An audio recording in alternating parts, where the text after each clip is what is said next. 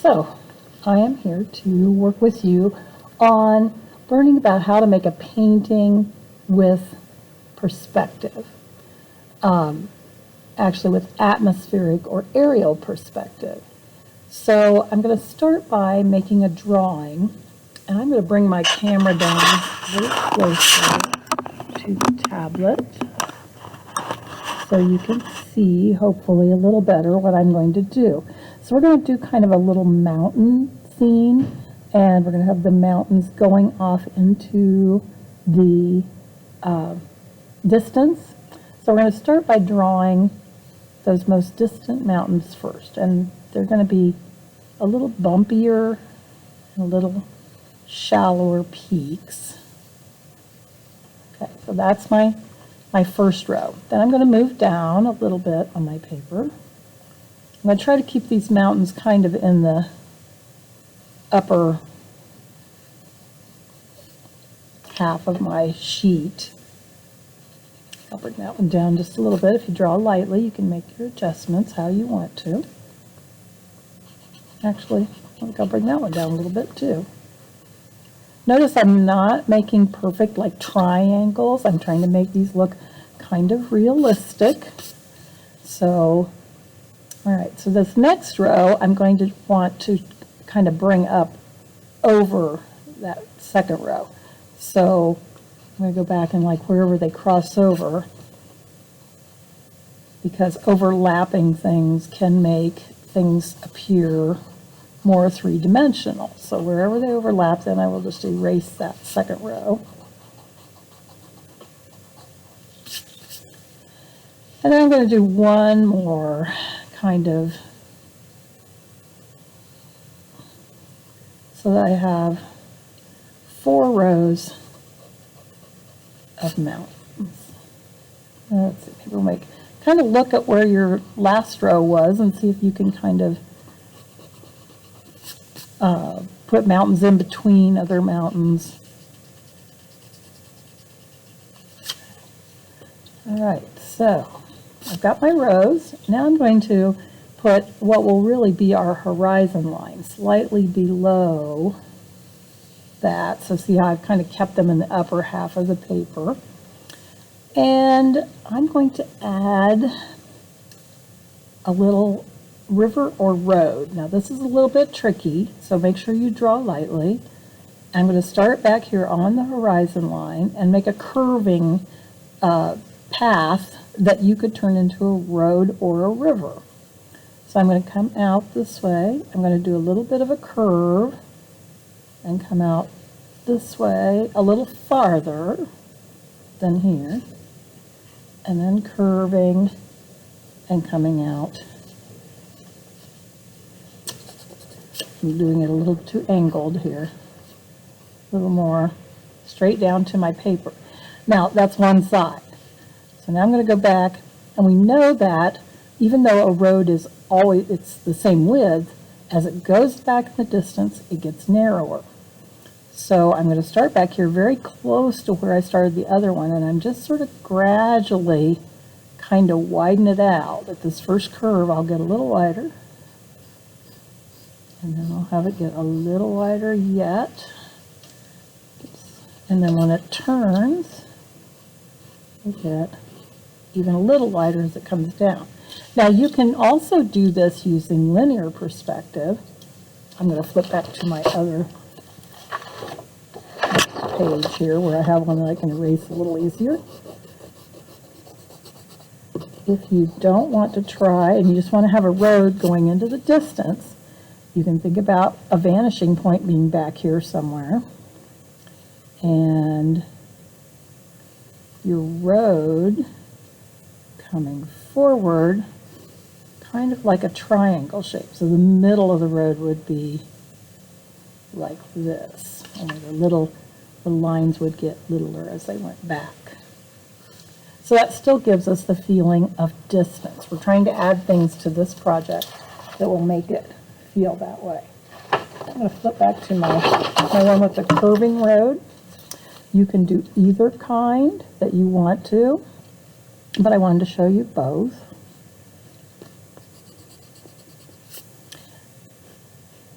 like that little skin here as it goes back there. So it's kind of disappearing, like it's going to go off into the mountains or something. All right, then we're going to add some other details to this, but we can add, let's do a little like a lake. So from this side, just like part of a lake.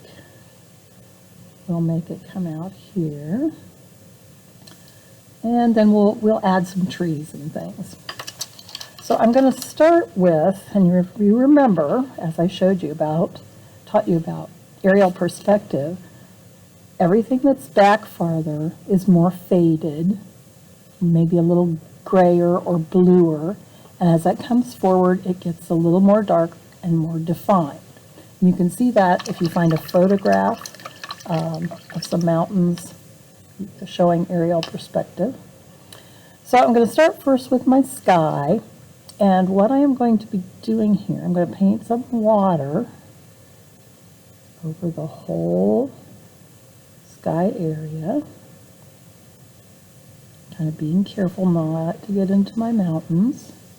And then after I paint this, I'm going to pause the video for a second while I am drying it with my hair dryer so that you won't have to hear drying every time I dry something. But if you have a hair dryer that you can borrow and keep it handy, this is going to make this project go a little quicker for you. If you don't, you will just have to wait for it to dry in between. Now, if you can see that my sky is a little shiny there, that's where it's wet. So let's start with just a typical blue sky. I'm going to make it light because it's going to be a daytime scene. And I would suggest that that's what you do for this first one. Now remember that because my paper's wet, my paint is going to be more faded because it has more water in it, and that's okay. Try and drop that around there. I want to get some clouds going on, so I'm going to leave some spaces. Some clouds around the mountain tops, I guess. And I'm just going to paint on over here and kind of, like I said, leave a few cloudy white areas for clouds. And if you do that on a white paper, you'll get a really nice, and I don't have a tissue next to me, you'll get a really nice soft clouds that will look like clouds. Now, if you have the water running a little bit where you know or color, this is a good time to kind of dab it a little with the tissue, just lightly. And I'm going to dry, so I'm going to pause my recording for just a second while I dry.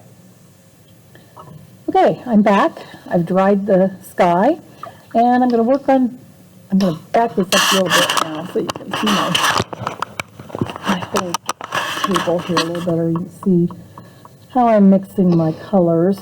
I'm going to do these kind of blue-greenish with a little gray in them. So I'm going to start with blue, like I've got here from my sky.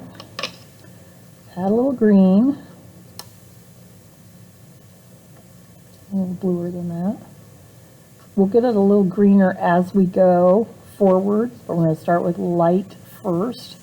And remember that your watercolors will cover, if you're doing your light ones first and coming forward, your next darker one will cover over it. So if you get a little bit into the next row of mountains, it won't hurt anything. Now I think I'm going to add just a little bit of black to this. Let's see if I can get just a little bit in it without getting it too black, too gray, just to give it a faded feel. This is a good time to be able to have some paper close by to test your color on first. And there's something over here that I'll just bring up here and see if I like that. I think that'll work for my faded first row of mountains. So I'm going to go in here. And like I said, I'm just going to try to paint that first row. But if I get down in, and actually I can lap over there just a little bit so that I won't have a gap of white between my mountains rows.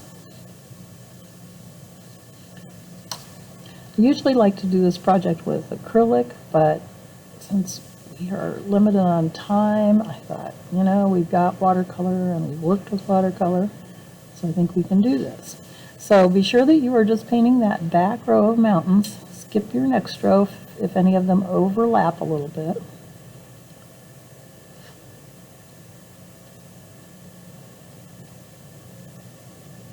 And this side looks a little bit darker, so I'm just going to and that's a great way to kind of add a little texture to your mountain too if you want to. All right, so that's my first row. I'm going to dry it, pause for you, dry it real quick so we can move on. Okay, I'm back and I've dried that quickly. It didn't take very long. I'm going to make a little bit deeper blue-green now. Add some more green, add some more blue, and maybe not add any more water, but I may add some black to it just to get it a little darker. And we'll see how that looks compared to the one that I did last. So I don't want them to get dark too quick. If it gets too dark too quick, I won't be dark enough for my front one. So I think that's pretty good. Remember to test, and I'm going to paint over this one. And don't worry too much. See how that kind of covered that edge? Not a problem. So if it goes down into that next row, it's okay.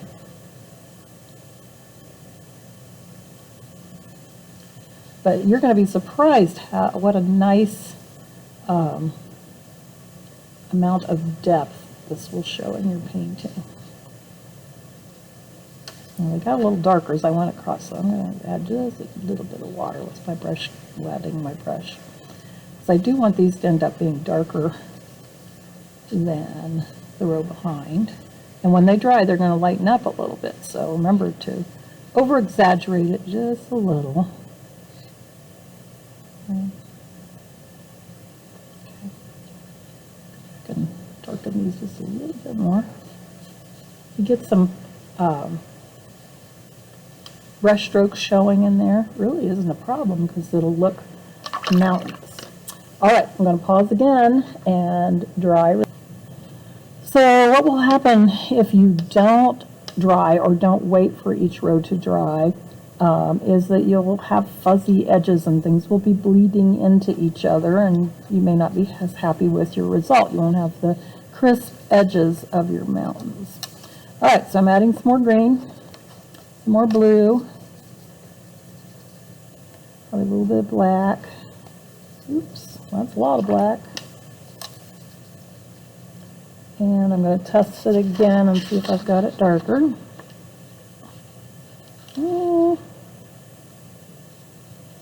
That may be okay.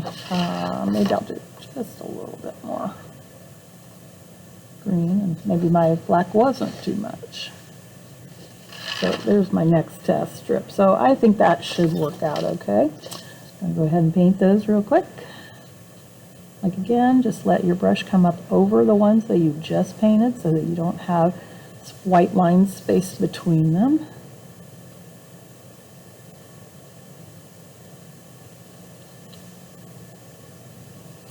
You could really do this as an artist. You could do it with any kind of color you wanted to do.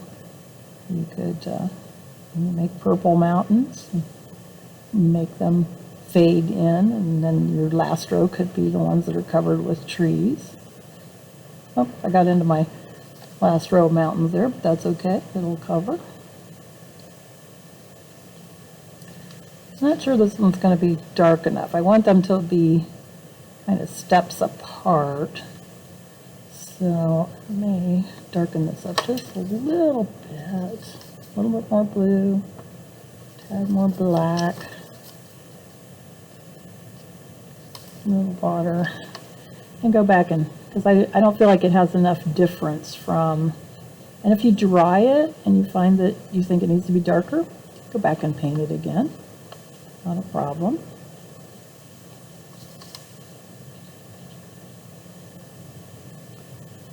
Oh, well, I just painted the wrong mountain. All right. Tissue comes in handy when you mess up that way. A little water and a little tissue, and we're back in business. We just may have mountains running into each other here. See, teacher gets mixed up too. So we'll get this one and one more over here on the edge. And just a little bit darker. All right, I'm pretty happy with that. I'm going to dry it and then show you how to proceed. I am going to fix that one in the back a little bit. It just looks washed out. So be careful which mountains you're painting. Okay, I am back to do that next row of mountains. This last row, the ones that are closest to us, we want them to be the boldest, darkest green. And I'm going to put a little blue in them, but I think mostly what I'm going to do is darken them with some black. I want them to be really dark, or pretty dark. Let's test this and see. Yeah, they look a little greener because they are closer to us. They don't have that blue cast.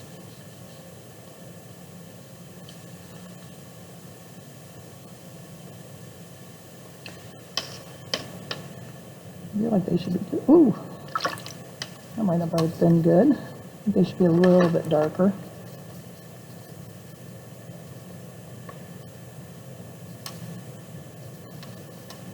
A little bit to get your paint the color you want it to.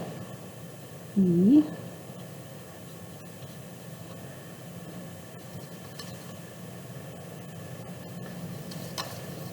And remember, it's going to fade, so go a little darker than you think. And I will show you how to put some nice silhouettes of trees on here that will make your painting more interesting. You could do the same kind of thing and do a sky that had like a sunset coming down.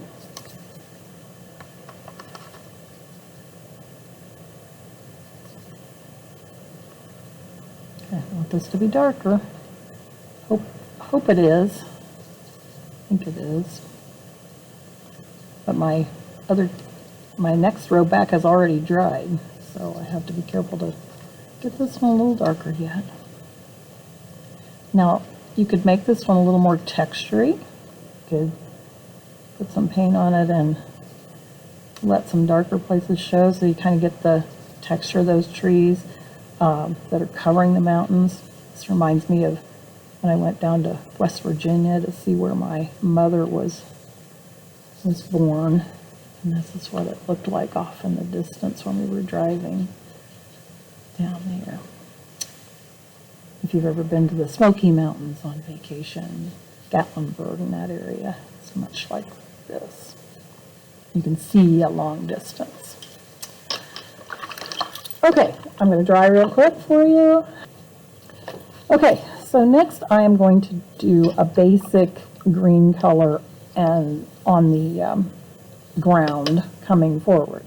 So we have the foreground here, the middle ground kind of halfway back, and then the background where the mountains and the sky fade away there. So let's use this green I've got, but I think I want to make it more yellow. Now we'll see if this works or not. I want it to be a little lighter. It's going to be out in the sunshine. A little greener. With my black, I might have to start over, but I think it'll work pretty well. I'm not going to put as much blue in this. And this may be okay to go without putting water down, but if we work kind of quick, you have to get a little more color in there. Remember to dip your brush in between so you don't turn your green or your yellow green.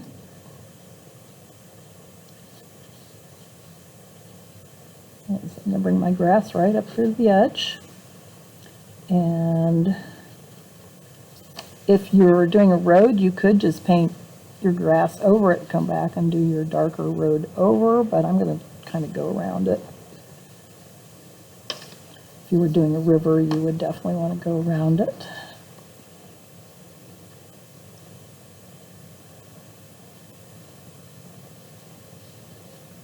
I feel like that's the right color. Notice how I'm keeping my brush kind of going sideways on this, not up and down, so that I get a nice smooth looking grassy area. I'm going to kind of go lightly along here so I can just pull out from that edge then to fill this up with greens.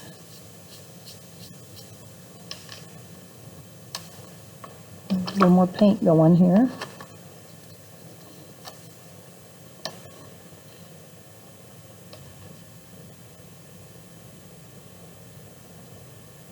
Doesn't have to be perfect. You know, there are different patches of different colored grass and things growing.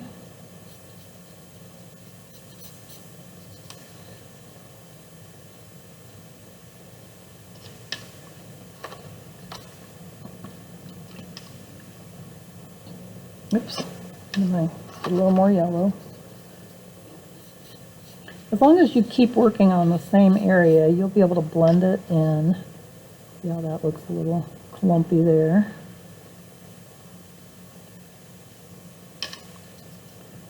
And paint some of the foreground, where eventually we're going to plant a tree.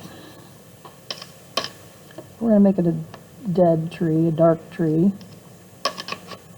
And we're going to learn to do some pine trees real quick too. And see, if you let that dry, sometimes you have a trouble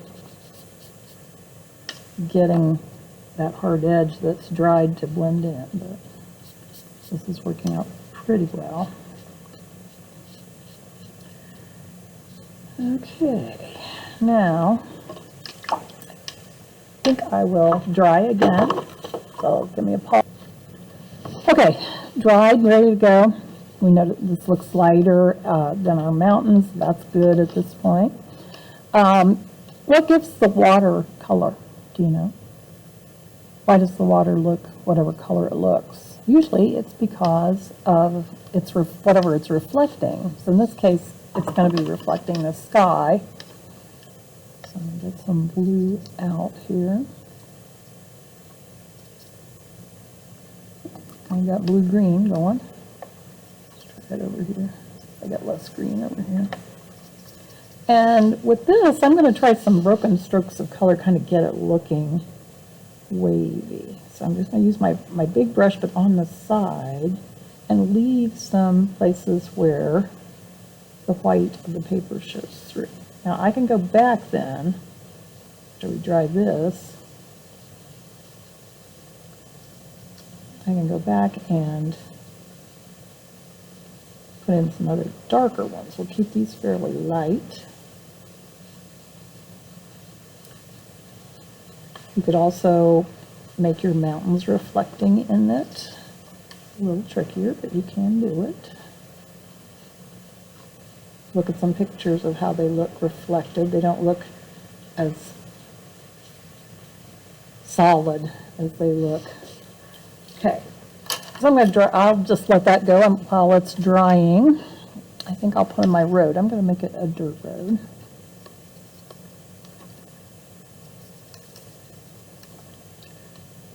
And I think I'll use a little bit smaller brush for that.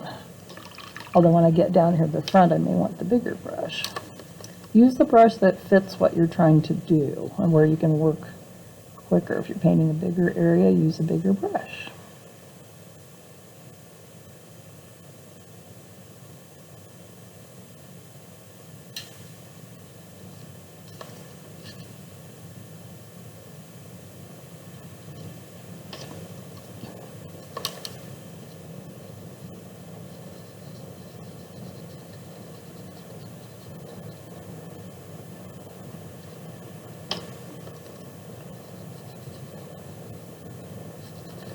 Okay, I'm going to switch to my bigger brush here. So I need a little more paint too.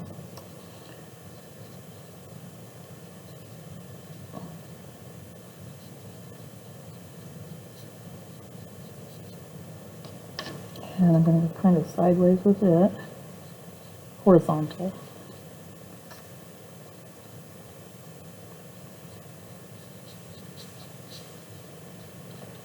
And I could go back and I can detail that more later. Right now, just doing the main color of it.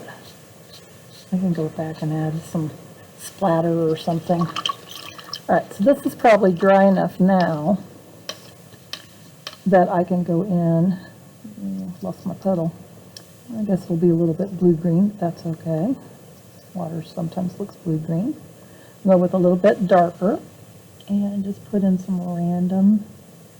I'm keeping it kind of small. And I want some of my whites to still, like the water maybe is flowing a little bit there. Maybe down here I'll do a little more dark next to the bank. So you can make it look kind of,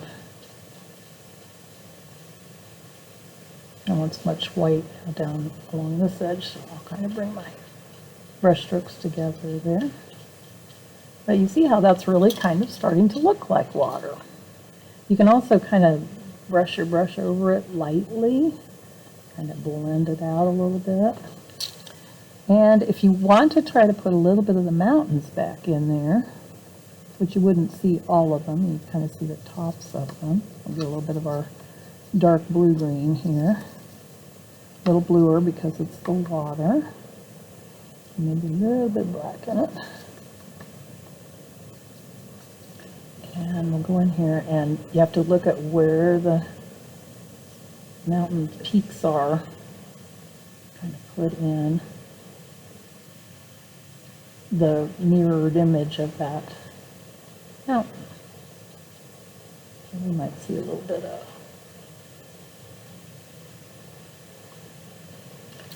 So that gives us a little bit of that mountain. There might be a little bit more over this way. Kind of look though and see where your mountains reflect to if you're doing that.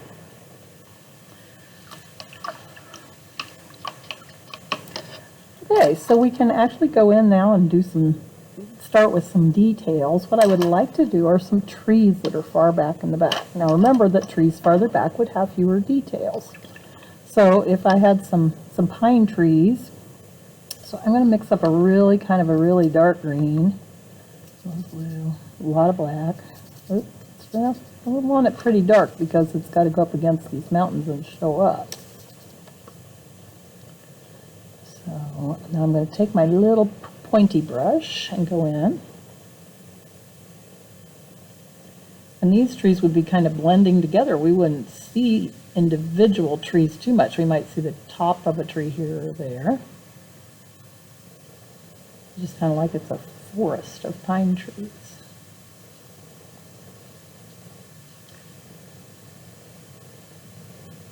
I'm not going to try to make them real precise. They're clumped together. Some of them will just look like my little brush has just gone up and made a little pine tree shape, kind of, top of it.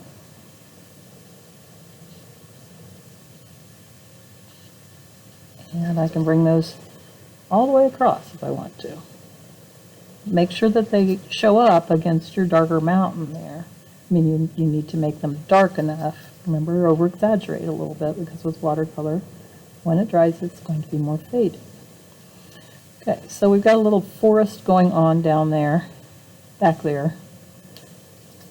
I'll put a couple more over here. Don't have to do them all the way across, but it's up to you. We're making this up where we are.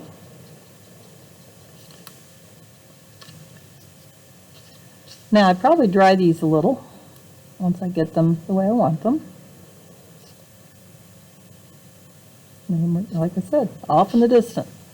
No real detail, just blobby looking trees. Okay, I'm going to dry, pause and dry. Okay, so probably not completely dry there, but I'm going to lay this aside for a minute and come back to it because I want to teach you how to paint a nice looking pine tree.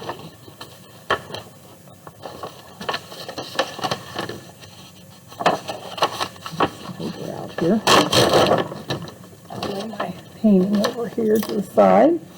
And let's think about the structure of pine trees for a minute. And you can practice this with any color you've got made up there. I guess since I've got some green, I will do it this way. Remember, the trees closer to us will have more details. So when we're going to make a tree that's closer, first off, it's going to be taller. And they're going to get taller as they get closer to us. So the easiest way is, I'm going to put my little basic road and all that here.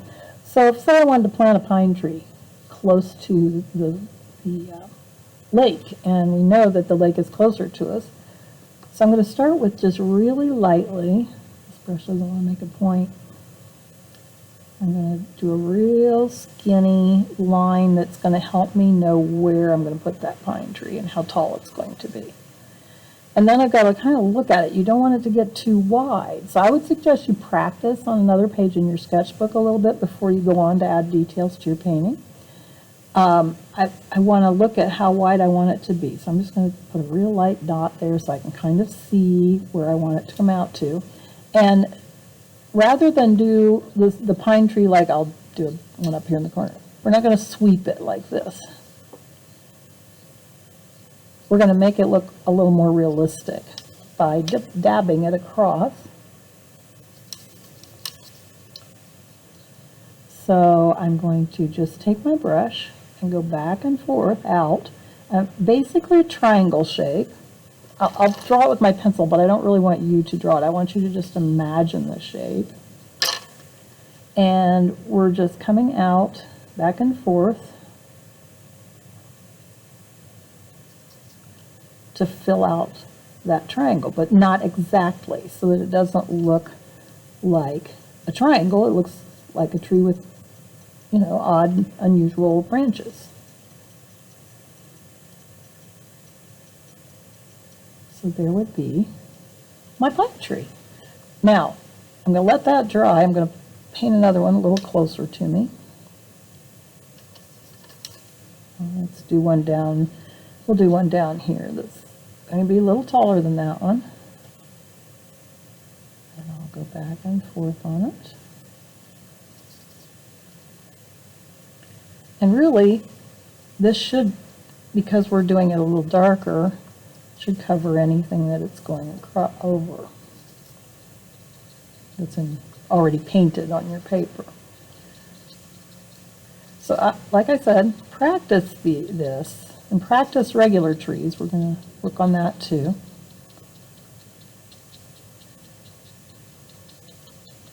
Okay, so this one's almost dry. That's how quick the paint dries.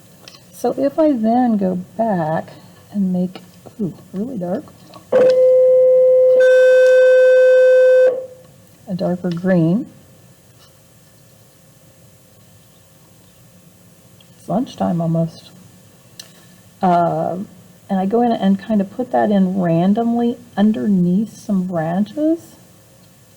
I can start to get, that shadow is going to make that look a little more three-dimensional.